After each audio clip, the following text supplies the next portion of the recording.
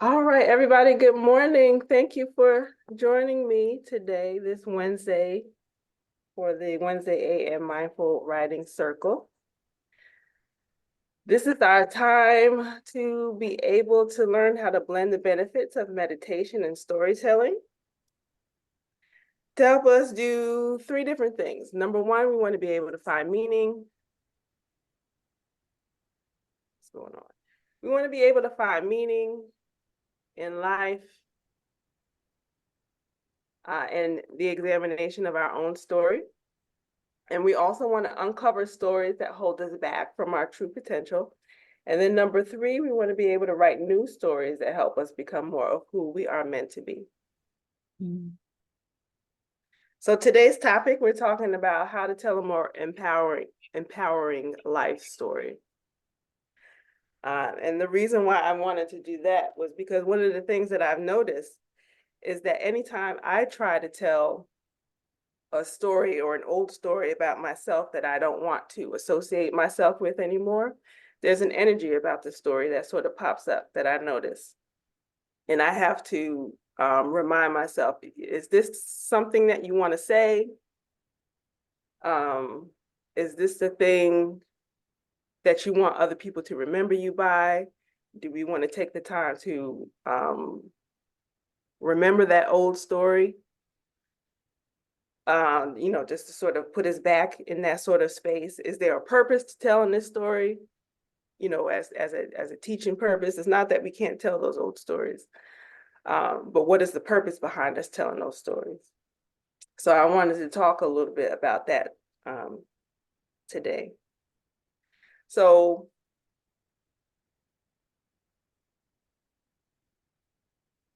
those old limiting stories, those stories that we think about, those stories that have that negative energy connected to us are really limited beliefs. And we want to be able to think about things that sort of expand us, they give us more expansion. And through the gift of being a meditator, I've learned to sort of feel or stop and think about or be more thoughtful about the stories that I tell about myself. Like, for example, one of the things that I used to say about myself all the time is, why am I not getting the life that I want? Why am I not getting the life that I want? And I would always say, I'm a nice person. I deserve to have a nice life, which is really, that's nice that you're a nice person, but nice people don't always get a nice life just because you think that you're a nice person, but you actually get it because you actually do the work to be able to get the nice life.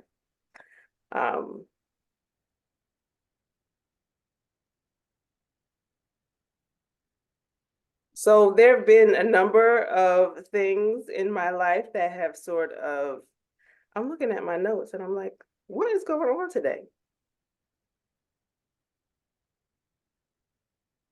I know full well I spent 2 hours creating notes for stuff and it's not even in here. And the stuff that I wanted to say is not even in the space that I wanted to be able to share. Okay, so one of the things that I wanted to share today was that when you decide that you want to be able to shift the story that you want to be able to tell yourself, um, there's a lot of things that go on inside of your head that you need to be able to share. So one of the things that I decided that I wanted to do was that I wanted to be a marathon runner. But for years, I had always said, oh, I can't be a marathon runner. One of the reasons that I would pop up with is that I was never able to run. Even as a kid, I was never a runner. I was always the slowest person doing the mile. In high school, when they have you running the mile on the track, and I think you had to do it in less than 10 to 15 minutes. I could never get it done. I probably walked most of it. And everybody else was finished in like 8 minutes. I could never get it done. And so that was my thought. If I couldn't do it as a 16-year-old, what in the hell makes me think I could do it at 40, 46? It's just not going to happen. Um, And then I said, well, I can't run a marathon, my limiting belief. So then I had to switch that around and say, well, maybe I can't run a marathon today, but I can work my way up to running a marathon. So what are the things that I can do? If I can't run a marathon today, what are things that I can do to be able to prepare myself to be able to run the marathon, to be able to expand the thought? So I could do, maybe I can do a 5K. There have been 3K runs that I've seen people advertise. I could just walk around the corner, even before I did the 5Ks. So there were a number of things that I could do to be able to expand the thought so that I could eventually work up to my goal of being able to run a marathon.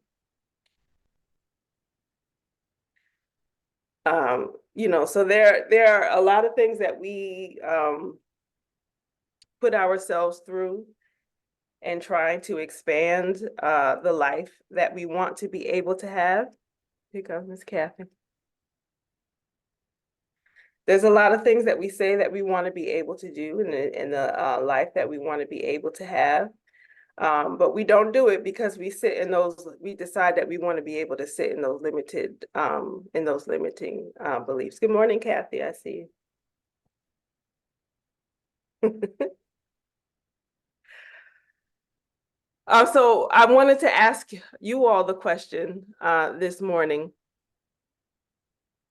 Are there limiting beliefs that you all are holding on to or thinking about, or what happens in your minds when you start to think about limiting beliefs when they come up for you? Are you talking about past limiting beliefs or present limiting beliefs? Well, present, but past is also relevant because even though at least even for me, even sometimes those old limiting beliefs that we may think that we have thrown away, they sometimes pop up when we come up in a stressful situation too.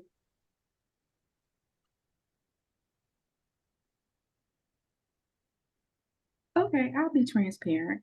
So I'll give you a past limiting belief. The first one was that I wouldn't be able to travel because at the time I was on chemo, and then I had like pins in my knees. I was always sick or always something, right? Yeah. Um, so then I was just like, well, what happens if you lose your legs, Cheryl? Like, then what would you have wished you had done? And so after talking to my doctors and getting, clearance to travel, and they were like, you can travel to right now everywhere except for these places. I was like, what? I got the whole world. So for me, it was not thinking about when my immune system is weak, I can't go anywhere. It was my doctor was like, your immune system is weak. You can go everywhere except for these places right now. And Mm-hmm. that was freeing for me. And it was like, if you get sick, you just come back, you just come back. Doctors aren't going anywhere. So that was like a really bad limiting belief that I had. And then I was able to try, and as I traveled more, I became more adventurous. A limiting belief that I have today had to be about these hot flashes. Um, so for me, because I had chemo induced menopause, like the hot flashes, I started menopause before I was supposed to. So my body at this stage, I'm having like full body just hot flashes. And sometimes I feel like the hot flashes are such a disruptor that they really interfere with my life. And I'm like, I don't know how much longer I can really handle this because it is really disrupting my life, disrupting my sleep. And I haven't, so it's taking over everything. And I don't want to take medication. But that's a limiting belief that I'm still trying to work through, like trying to find the to be gracious in, or I don't know, but I hate it. And whenever I talk about it, it really makes me feel some kind of way. Mm-hmm. Like, so that's my limiting belief. Sorry, I didn't mean to take up so much time. No, you're fine. Yeah. Feeling that because of the illness that you have or did have, you feel like you can't get over the hot flashes and the menopause, and that there's nothing that will be able to help you. Absolutely. And and it just disrupts my life at the most inopportune moments. Yeah. Have you been able to work with anybody to be able to support you on? Then you just hear me say it's a limiting belief. Every time somebody says something, I'm like, no, I've tried that. It doesn't work. But I love that, Halona. Thank you. You're right. Notice she said work with someone. She didn't say go get a thing. She said you work with like a professional, like a herbalist probably, or a natural man. Right, but you see, like when you said that, Halona, like so that really tells me it's really deep, right? Like the first thing I thought about was, no, I've already done all that. I'm not doing anything else. So thank you. I'm gonna work on that. That's a good idea. No, I Because you're haven't. not the first person. I remember other people who have had not what you had, but they have menopause because of the chemo that they were undergoing. So there are women that have done it. So I'm not saying that'll be fixed tomorrow. It does take some time and a lot of, lifestyle changes. A lot of lifestyle changes. But I would think it would be worth it because those hot flashes suck. I haven't had a lot of, and it's certainly not chemo induced, but just life.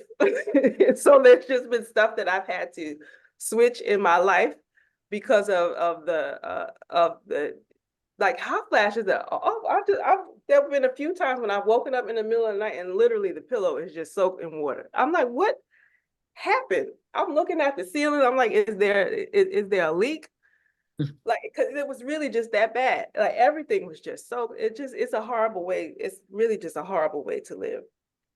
And so I would have to remind myself of that when I want to go off the rails of what it is that I'm supposed to be doing, so I don't have those hot flashes. And so when I stay on what it is that I'm supposed to be doing, it actually it keeps me well, and I'm able to sleep, because when I don't sleep, life is just not, it doesn't work. Yeah. Kathy, did you want to say something? Yeah, I was gonna mention past that has kind of carried on to the future till now until recently. So my past is that my career was chosen for me. You know, you have family who says, oh, you should do this or that, and I had something totally different in my mind. It was totally, it was non-structured, it was free flowing, it was artistic. And I was told, you can't make any money like that. I've never heard of this kind of thing. And so I chose something that I thought was fitting because, you know, your parents know who you are supposedly and give you good direction. And so I chose this path that I have hated for 30 some odd years. If not, if not a little more. And but along the way, I was helped, and people told me, oh, why didn't you get into fashion? Why didn't you, or design, or why didn't you become why didn't you write more? And I said, well, I did, but technical, I write this way, I write that way. And so I've had to push myself along to try to get to a point where I believe that I could change. But it seems like there's been distractions coming in, and I haven't been able to change until now. And they never say is you're the saying is you're never too old to do X, Y, and Z or to change. So I've had to hold that in my head. And I'm finally gonna be doing it. I get emotional when I think about it. It's just because I've been living other people's lives. And you know, I say if I don't change, if I don't make the change or make the switch, then you know, who knows? I could die tomorrow and wouldn't have lived what I really want to live, how I want to live. So and those thoughts that, you know, this, you can't do it because it's too late, always come up. You can't learn how to do anything different because you've been so immersed in this thing, you know, technical writing, you know, thinking legalese, being a lawyer, doing boring research, working for corporate America, working for white men who and then not being appreciated for what I do. They don't know who's giving them the information because they usually don't see me. And then when they see me, they're like, you know, in a Zoom call or something. Like, how'd you get here? Like, you did this, you know, and it's just so and luckily, you know, I have thick skin about all of that, but it tells me that you need to jump ship now and create this new life for yourself. I was talking to my daughter the other day, and uh, I was saying that if I don't hurry up and do what I want to do, travel, create a new lifestyle for myself, a sustainable lifestyle without working corporate, uh, I won't, if I wait until I'm 70, I won't even, I think about how technology has changed like in the last year, you know, I have to learn how to do these things, and I keep stopping myself from learning. I I was blessed to have found Halona, what, 4 years ago, 5, and I keep jumping ship. And so, you know, I have to realize that I can do this. I can learn a new skill. I'm not I'm still, you know, wired well. I don't have any dementia. At 60, I'll be 61 next month, and I can still do all kinds of things. My body is good. I can lose a few pounds, but I can still move. I can still dance. I can still run and jump. And my body is best when I'm stimulated and learning. So that means that I can change and write a new story for myself. I love that. Awesome. That's so exciting because I know you've been working. It takes time. Even the starting and the stopping, I've learned, is part of your process. So I wouldn't even feel bad about the starting and the stopping, because you've learned in the Yeah, starting, yeah, stopping. that's true. Nobody ever really goes through and you know, does it perfectly and, you know, graduate. I think that's a thing that we learn from going to school. We have to finish one grade before we go to the Yes, next grade, and really we're all just out here making the thing up. We take what we need, and then, you know, we move on to the next thing. You know, and it always works itself out if yeah, you decide that you want it to work out. right, But you right. have, like, you're almost out of here. Like, I'm so I really am. I'm so excited for you because I remember where you started from, Yeah, and now yeah. you're on your way to Portugal. Oh, you mean literally? Okay. I was like, wait, what does that mean? She almost, Yeah, yeah, and last week I was really excited because I'm doing all these things, and I've gone to the visa application appointment and everything. I'm working with the specialist to get there. But I actually communicated and transacted business with the bank. The bank called me and we had conversation about, a transaction. I spoke to some other people. It was like I was living there. Mhm. I was um and very easily, and the people were very nice to me, and their system of banking is a little different, the way you do things. And so they were trying to explain to me, and I finally, and I got it. I got the app. I understood, and so that's what I was saying to my daughter.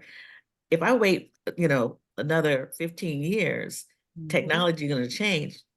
I gotta keep up with what's going on now. I have Yeah. to learn this and do it. I have to write. I have to learn how to write creatively. I want to publish. I want to make money from my writing. I want to sustain myself with all of these new things instead of corporate paying my check, and I quit my corporate job, became an independent consultant, surprised myself, made the same kind of money and was doing it on my own, getting these clients and keeping them. I've been doing that for four years. Mhm. And so I said, if I can do that, I can switch again and do something else for myself. So, yeah. So, I don't know if you've ever read the book The Artist Way. It's a popular book by Julia Cameron.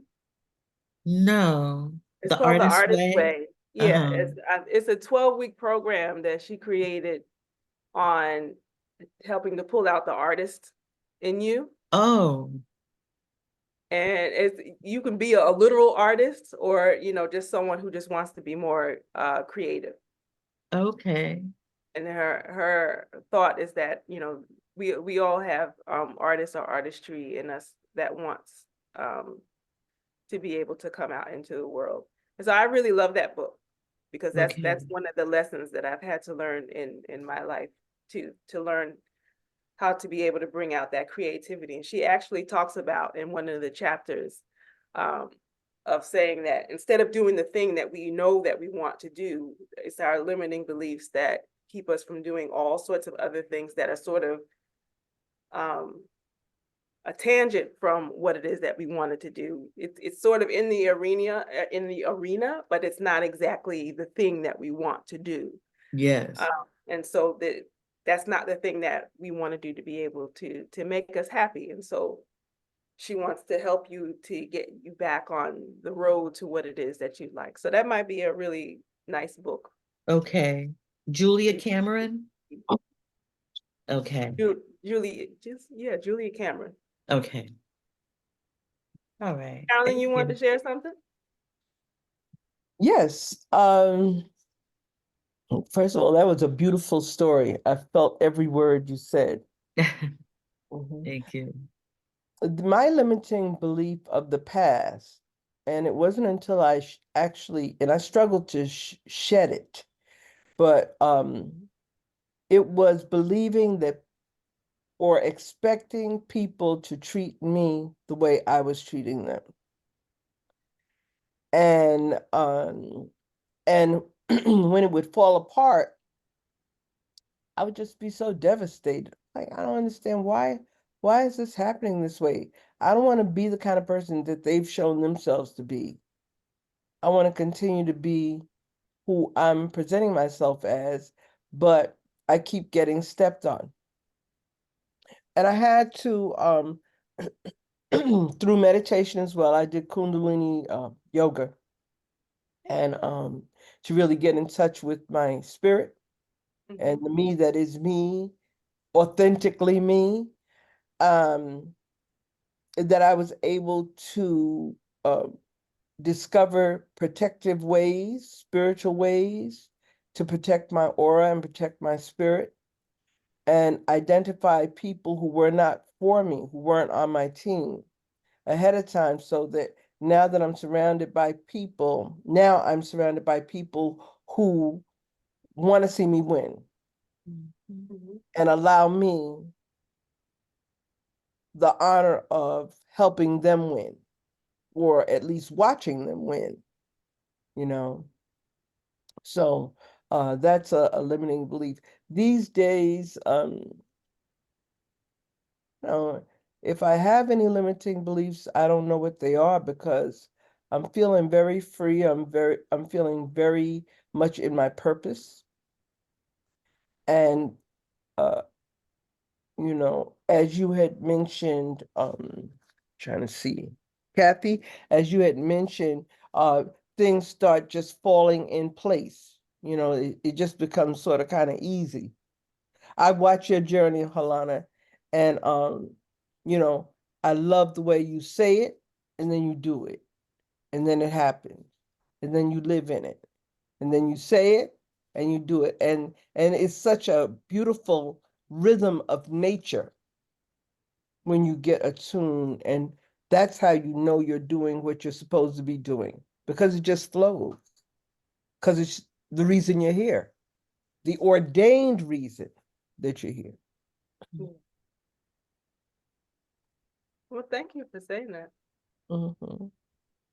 And it is. I do feel like life is a lot easier than what it felt like when I was younger. Like when I kept saying, why am I not getting the life that I want? I'm a nice person. Life is supposed to work out for me. And it's because I wasn't in the space that I was supposed to be, and I had to get myself there. And so now life just sort of works out. Everything, that doesn't mean that everything is easy, but I know how to be able to put myself in spaces where I can get resources so that eventually they do work themselves out. And that really is, that's the journey of life. It doesn't mean that you get everything that you want on a platter. There is always going to be some work required to be able to get what it is that you want, but it shouldn't always have to feel like you're running uphill. Right. And thank you for this the book. I forgot Susan Weed does have a great book. And I've never read it. I should probably read it now, because I think when I found it, I was like, well, I don't need that. I need it now. Yeah,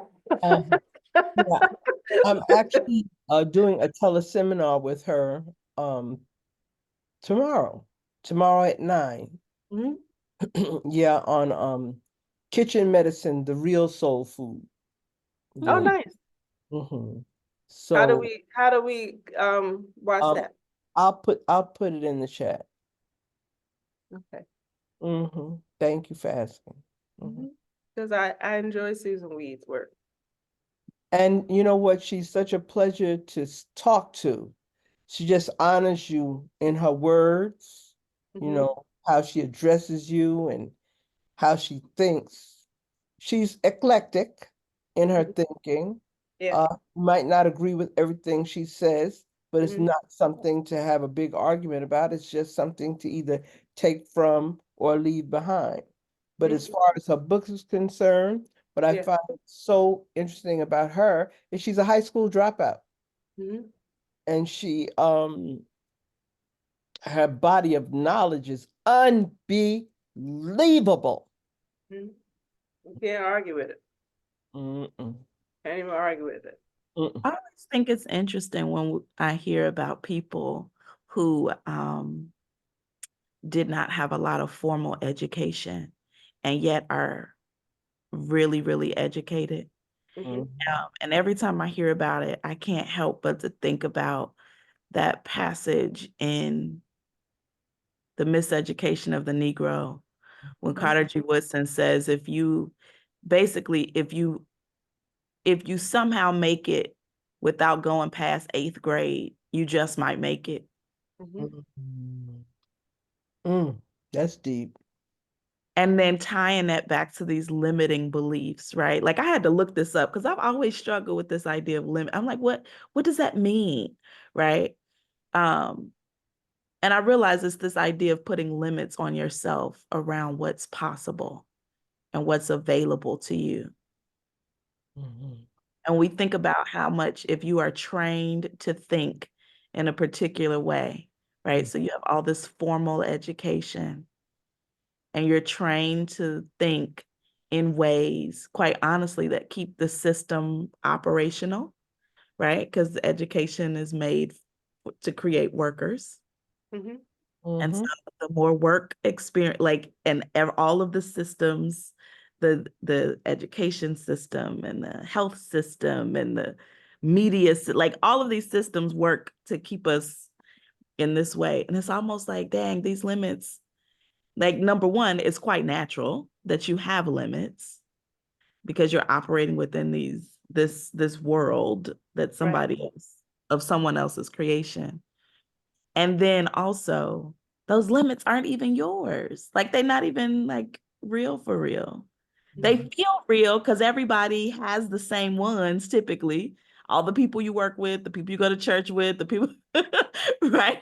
And and most of the time we don't leave our neighborhoods. We don't find friends outside of the people we stay in these very limiting circles.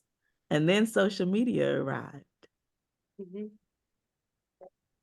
And it's like, oh, how you don't think that way? Wait, you don't have those limits. And then I hear that Israel and New Breed song, Take the Limits Off.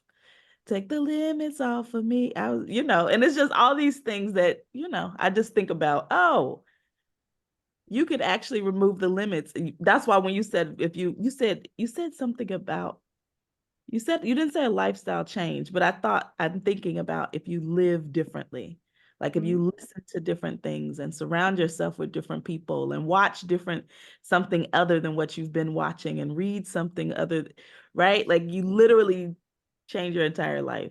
It's like, oh, you do realize that you're limitless. It's such an interesting, magical thing. Mhm. Absolutely. And that's Mhm. really, like, to me, that's what makes life worth living. Yes. Like the limits off. Hmm. Yeah, just once you get that, because it was certainly a process for me to be able to understand it. And I really think that I'm still at the beginning stages of understanding what limitless actually means for me. Feels like flying. Like, Yeah, it is. Because life is really a process of you're given a bunch of identities when you're born, either by your race or your gender, maybe your religion. Like for a long time I had to grapple with, even though I grew up in a Christian household, or my extended family was certainly Christian. But my parents were not very religious, but a lot of the things that they taught me were still based in Yeah. Christian thinking. mhm. And so when I moved to Southeast Asia and lived around all these other Buddhist people who thought and moved differently, I started to learn. I was like, wow, I keep saying I'm not a Christian, but I keep doing things in a Christian way. Mhm. Do I believe? And I really had to sit and think, do I believe this? Is this what Mm. I want for my life? Does this belief belong to me? Mm. And that's really a process. I don't really think that a lot of people get a chance to have the space in their life to be able to ask, does this belief belong to me? Do I want this? Do I like this? Mm. Do I Right. want to believe this? Right. Can I change it? Are there other people who believe something differently? Yes. You just brought tears to my eyes because I was brought up in a fanatically religious home. And one thing I wanted to ask my mother, and it would have gotten me a beating, so I didn't ask, was, Hmm. well, if white people enslaved us, why is there a white Jesus on the wall? And Mhm. why are we going to church? And why are we, all these questions. So that just brought up another limiting belief. the belief, and I won't say that the Bible isn't useful reading. Mhm. But what I will say is, when I cast aside formal religion and believed in a higher power, because I couldn't have been doing this by myself, I couldn't have gotten here by myself, so I'm willing to just not know and just walk through. But came back in through Buddhism, Mhm. and realizing that it's not a religion, it's a way of life, it's a Right. philosophy. Yeah. That was very much life changing, Mhm. you know, Mhm. to just focus on right action, right thinking, right, just do the right thing. Just do the right thing. Mhm. Say the Mhm. right thing. Represent the right thing. And then my life started falling in place, and I would begin to study all other religions. Well, I think what got me interested was National Geographic. My mother used to bring National Geographics home, and I used to read about the shaman in Africa and in India and all of this. So it made me question, well, how are they going to get to heaven? Mhm. Yeah, they're not Baptists. And some of these Baptists I'm seeing, just Yeah. So, and going into churches where people were sour faced when they went in and sour faced when they came out. I'm like, isn't it supposed to be transformative? Listen, enters the room. When Right. logic enters the chat and you See? Yeah, start looking at the yeah, actuality, it's like, wait a minute now. right. So, Children know so much more, because they haven't been they haven't been fixed yet, put in, they haven't. And Okay. so we want to ask these questions, but we're told we can't ask the questions. mhm, You can't question God. You can't question, yes, but I did too. And yeah, I knew that if they're telling me I can't question, there was something wrong with all this stuff. mhm. When And true in reality, you're not questioning God at all. You're questioning man. you see what I'm Thank saying? you. Do you see what I'm saying? Yeah. And And if then, God um, created everything, I think God can handle my question. Thank you. mhm. He's bigger than me. Yeah, I don't need the in between, the middleman. I don't, Right. I'll Right. go. Just open up the door. I'll do it myself. Mhm. And that door would be my own prayer. Yeah. Absolutely. Yes.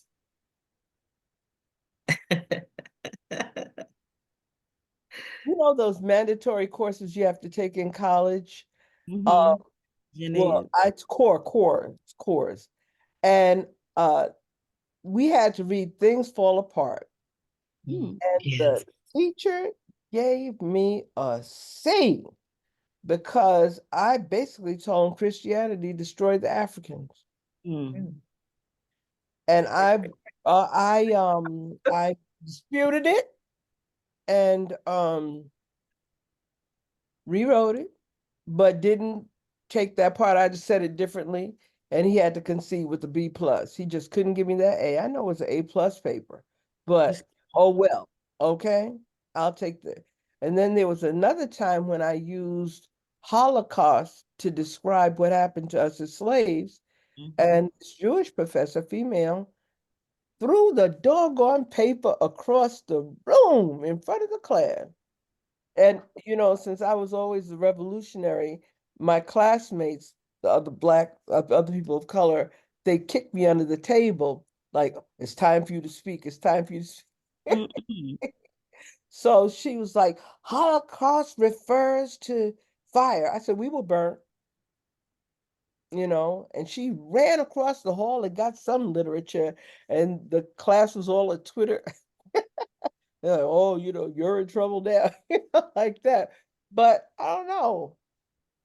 I just refuse. And, you get really angry when you read our history and see how religion has played such a heavy part in our miseducation. It's not just the schools. It happens in the home when the parents are too religious. Right. And that's all I'll say on the subject. But the limiting beliefs of religion, yeah, we may as well throw that in the pot. Yeah. I always think the greatest gift my mother gave me was I don't know what it means to live in a place for longer than 3 years. Like, that's Mm. the absolute max. I don't know what that looks like. I don't know what that feels like. And so we moved. And I remember asking her in my 30s, like, why do we move so much? And she said, because she didn't feel safe. And I noticed every time we moved, it was like to a better neighborhood, better schools, more opportunities. She got a better job, right? So I got really used to change. And when I think about the limits, I think about the limits of remaining in a space, Mm. the beliefs that go along with the space, both physical and spiritual. But when you leave that space, those limits no longer exist. Right.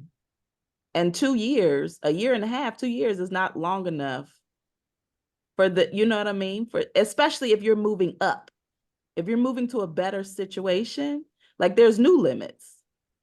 Mm-hmm. Mm.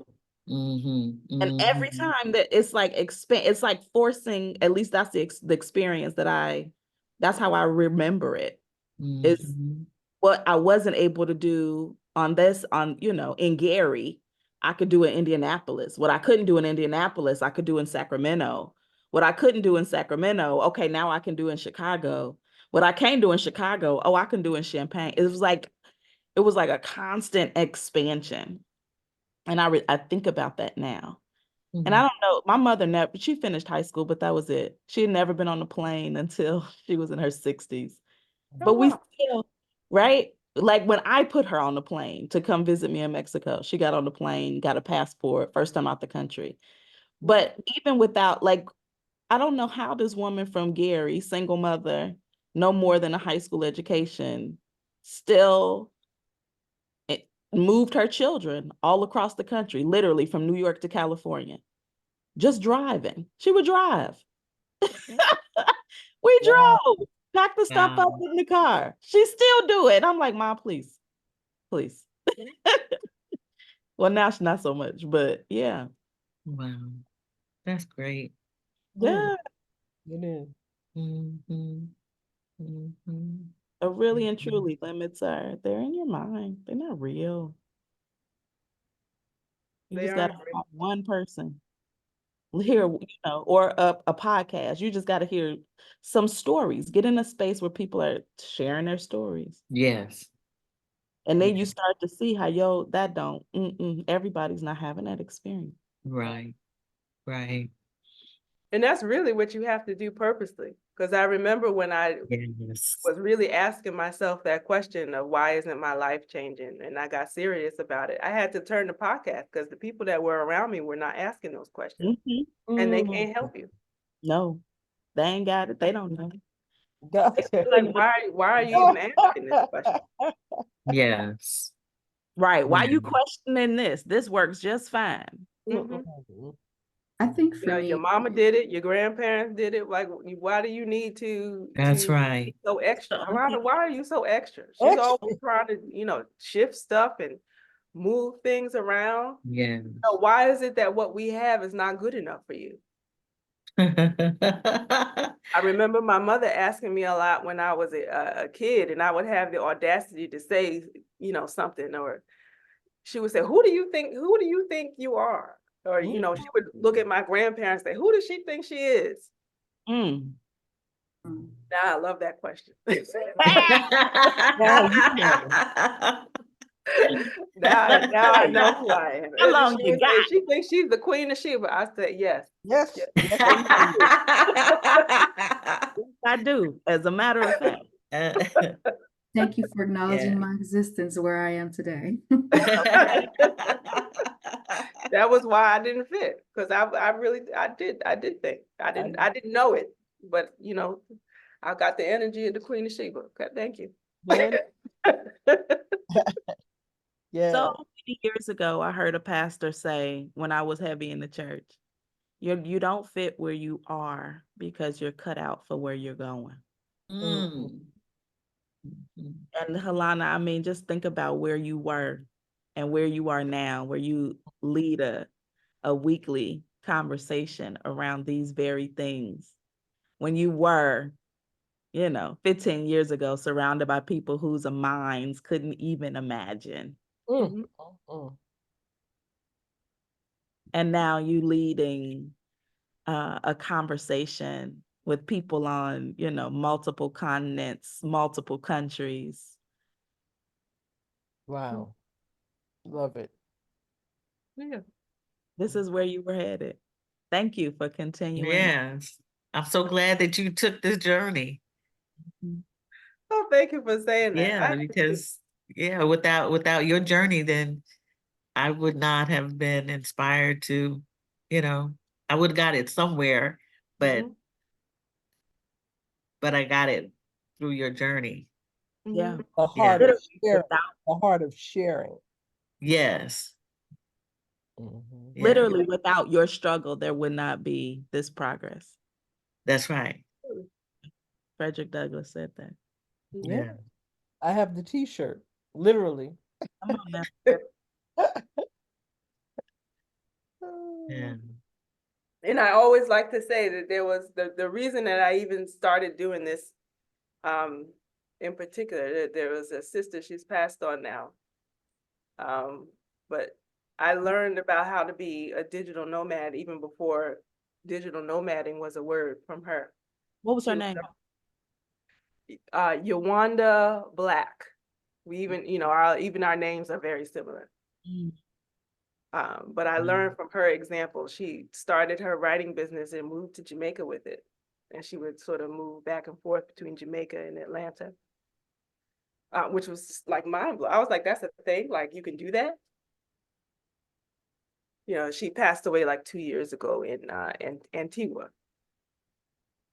in her early 50s. She left us way too soon. But just looking at her example and her sharing her struggles about what she had to do in order to get what she wanted, and and her attitude of, I'm going to make this work, come hell or high water, whatever I got to do is going to work.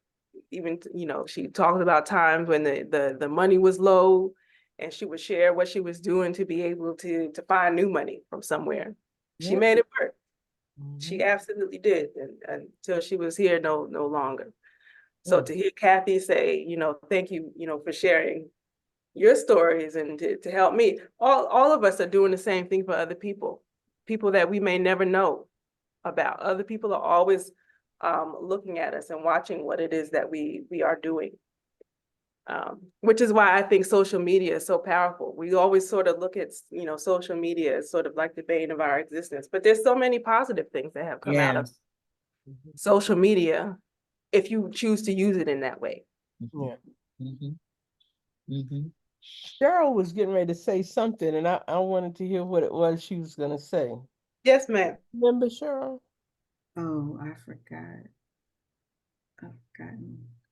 But whatever it is, I forgot. I'll probably think about it later. But I do, while we're celebrating you, Halona, I remember when I met you, like at the beginning of your journey in Thailand, and I've watched you, like I have watched you grow, and I've watched you transform into, I'll just use this analogy, like you kind of came to Thailand like a moth, or like you were still in your little chrysalis trying to figure out like how life was going to be, and I remember you would talk about your dreams and how you wanted to make it work, and you were always working, but you weren't just working on work, you were also working on you. And the working on you is like you're manifesting into this beautiful butterfly, into this beautiful thing. So you glow in your glow and in your light, you share it with other people. And I think that's such a beautiful thing, because you and I know lots of influencers, and you don't charge for this. You could literally be making money for this, but you do this out out of the beauty of your heart and the beauty of who you are. And because of this, and I've seen you like other things that you do under the cover, like, you know, nobody knows. That is why you're blessed. That is why your journey is blessed. That is why you continue to move forward in what you do, and why you're going to continue to move higher and higher and to get to like new levels, just because of the seeds that you've planted, not just for you, but also for other people. And I think that's a beautiful and amazing thing. And I love how one of your missions, I don't know if it's your mission or not, but I see is that you spend a lot of time encouraging people and lifting them up. You never respond in an unkind way, or you never respond in, well, I can't believe you even said that shit. Excuse my French.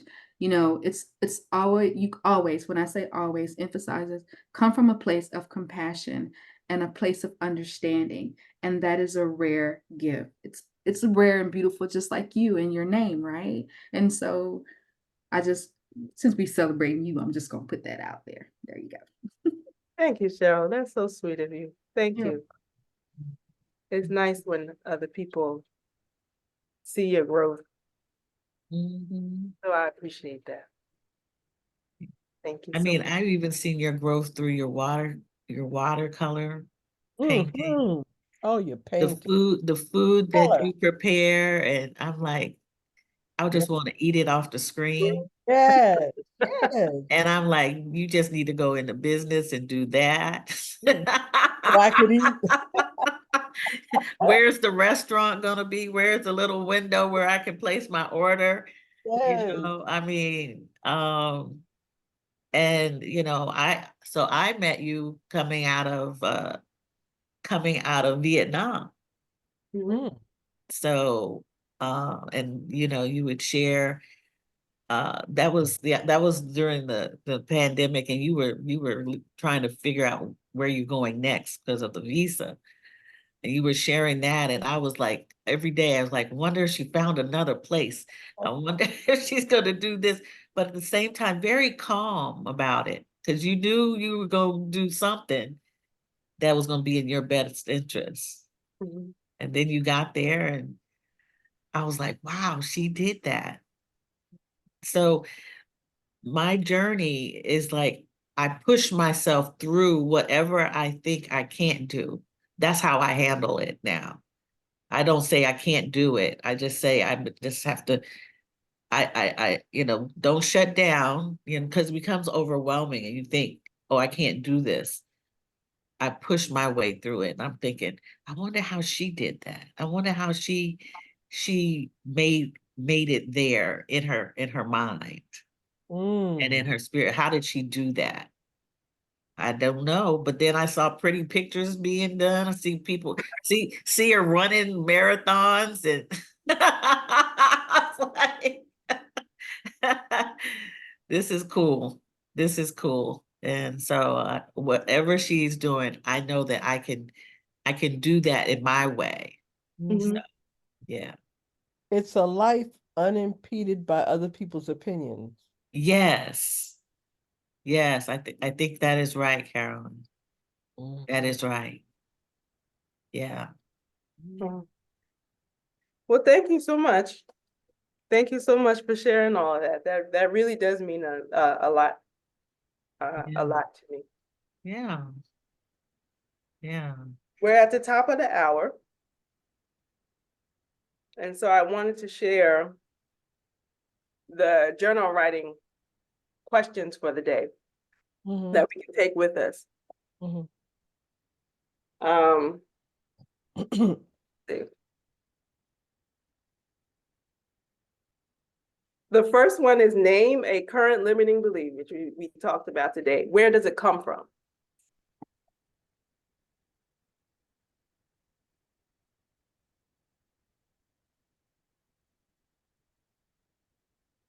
Name a limiting belief.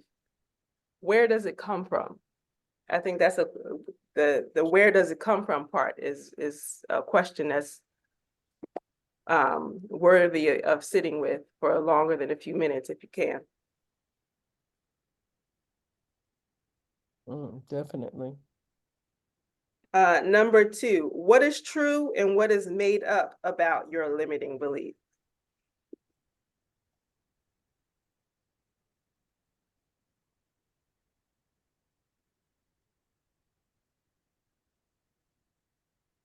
what is true, and what is made up about your limiting belief.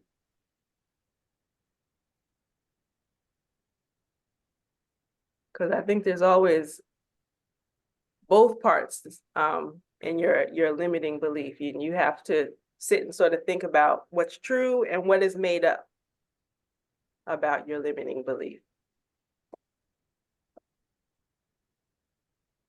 And then number 3, how would your life change if you shifted your limiting beliefs to a more empowering belief? Mhm.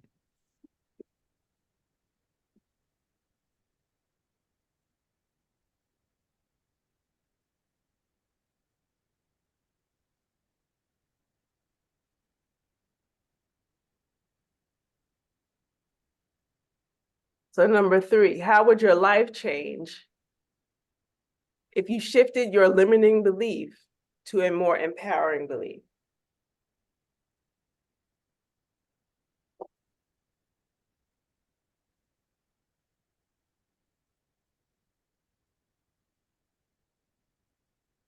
And those are our 3 journal writing questions for today. What I think I'm going to do, I'm going to do a meditation, but I'm going to record it separately. And I'm going to send it out to the email list as well as put it onto YouTube as well. That's one of the things that I wanted to do, was to be able to record meditations separately, to be able to learn how that works on social media, if it works at all. It worked. It would. Yeah, it'll work. Mhm. So yeah, so thank you so much. Thank For those you. who are watching the replay, you can find the link to join the email list in the description. Just click on the link and put in your name and your email address, and you'll be able to get all of the updates on when we meet on Wednesday morning. And I look forward to seeing everybody Mhm. next week. I hope that you can be here. Thank you so much. Thank This you. was a very useful conversation, so I appreciate everyone's input. Mhm. Thank you. Thank you. Thank you. Love Have a you. wonderful day. You Yes, too. love all of you. Have a nice one. Bye-bye.